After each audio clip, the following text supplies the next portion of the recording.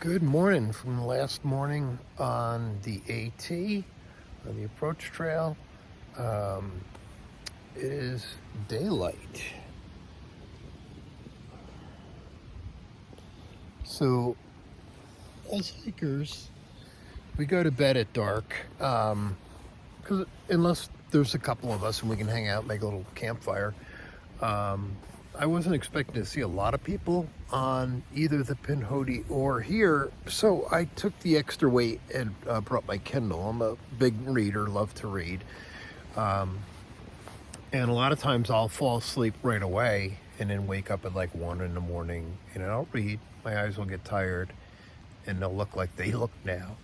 They're not really bright-eyed and bushy-tailed right now, but it's you end up sleeping quite a bit, which is good because you really need to recover. Yesterday, it ended up being 4,200 foot ascent, which is a lot of climb, and I think it was like 17 or 18 miles. Just to give you an idea, when I did my big day of 51, my ascent was 6,500 feet, which, yeah, is greater, but when you spread it out over 51 miles, sometimes you barely notice. So when you have short mileage and real big ascents, that means that the mountains were very steep. And the AT tends to do that. I mean, the AT, you hike the AT, it's equivalent to summiting Mount Everest something like 15 times. So anyhow, but it's the beauty, the ruggedness of the trail. What I want to talk about a little bit is being inside my tent. I love my tent. If you look beyond my head, you'll see, looks like leaves, and that's ventilation. My tent has ventilation that goes along the bottom, and then I orientate, unless it's super cold, I'll put one flap down, usually by my feet, and then on the other side, the flap is where my head would be, so it's opposite. And this way I have a nice cross breeze, good ventilation.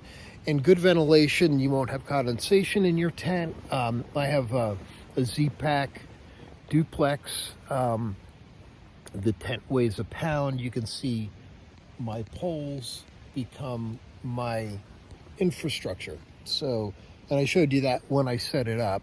Now, I had a beautiful little campsite about 100 yards away, and I was ready to grab my my cover, my flooring for the bottom of the tent, my Tyvek, and I looked up and it was a huge dead tree, and I'm like, nope, forget it. Always look up. I talked about that yesterday in my video. Always look up, make sure of dead branches and trees, because it could be the calmest of nights, and then all of a sudden it's windy. I don't know if you hear it. It puts you towards the door, but it is blowing like crazy. It's kind of funny because when I was going to originally stay at the summit, there's a nice shelter up there, Springer Shelter, and there's dispersed camping. I wasn't going to sleep in the shelter, I was just going to camp, but it's 3,800 feet. And I was thinking, well, you know what, I got some time left, I'm just going to keep on going. So I walked I dropped down about 1,000 foot in elevation, and I heard the wind blow all night long, and it's barely breezy here. So it's mostly in the treetops.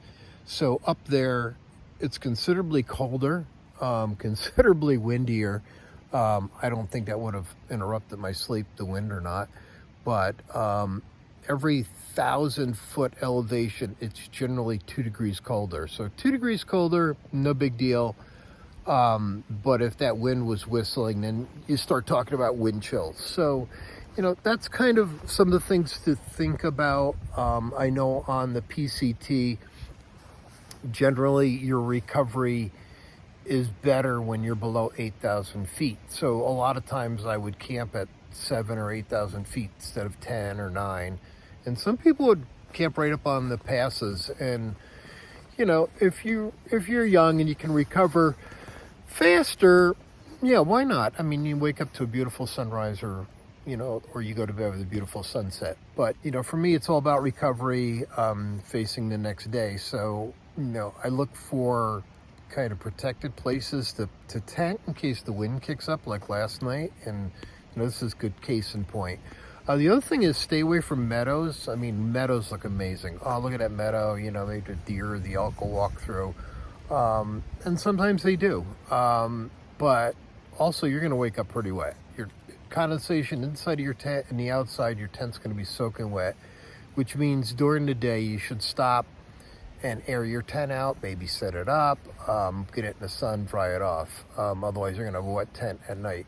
So I stay away from meadows, I stay away from lakes, I stay away from depressions and topography, because that's where water will collect. That's where condensation happens. So you got to be mindful of those. You'll make the mistake once or twice, and then you'll be like, I'm not going to do that again. So those are just some of the things that you can be aware of. Now, hopefully, my hand always gets in the way. But I'm going to show you the saddest sound possible in hiking. And it's sad because when the air leaves, it's funny when I go to do this without thinking about it, it's automatic. But when the air leaves your mattress, in this one, it goes very fast. Now I have the stark reality I have to get up because I'm basically laying on the ground. But this is my setup. I leave my backpack in here. I just have I have my clothes bag and my water bottles. I use a lot of electrolytes, so I don't want to leave my water bottles outside where mice might go, that smells good, or it looks like it licks the outside and decides to chew a hole through your bottle.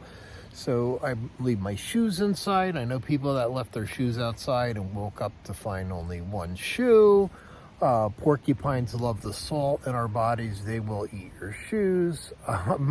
So will raccoons, so will horses. And when you're in Grayson Highland, which is a spectacular, on the AT, there's the wild ponies. And they will lick you silly because they taste the salt on your trekking poles, your hands, your clothes. They'll lick your shoes. They're pretty funny. They just need to get their salt.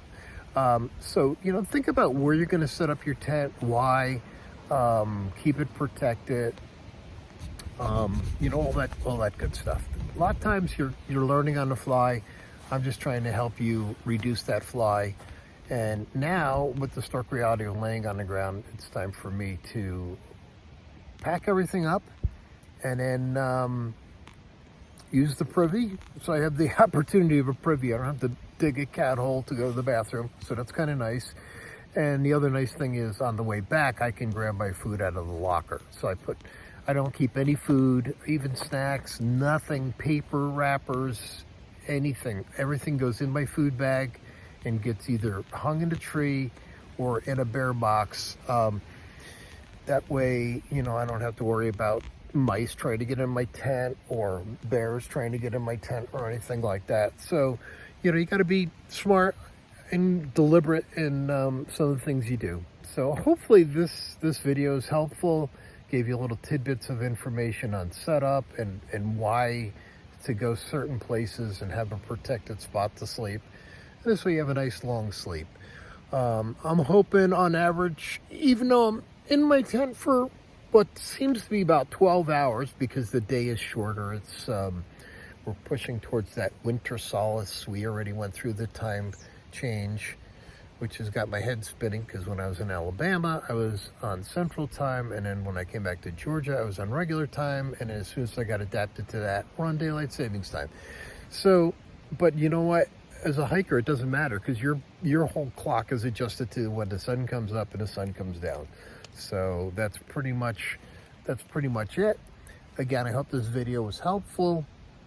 And as always, you can ask me questions and I can expand on different topics. Have a great day.